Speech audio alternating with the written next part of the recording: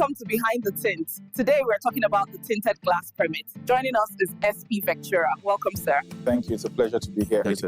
Why is tinted glass regulated?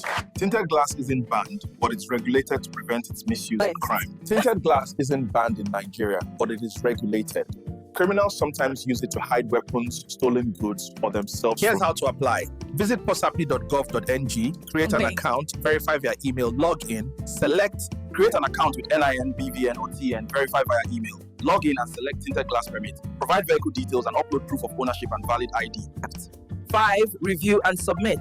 6. Make payment online. 7. Schedule inspection and biometrics at the nearest MPF intelligence unit. Some people say the tint permit system is suspended or only for VIPs. True or false?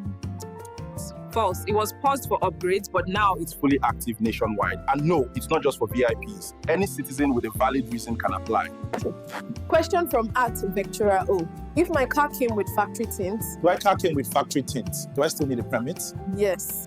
Yes. The law makes no distinction between factory installed or aftermarket tint. A permit is still required.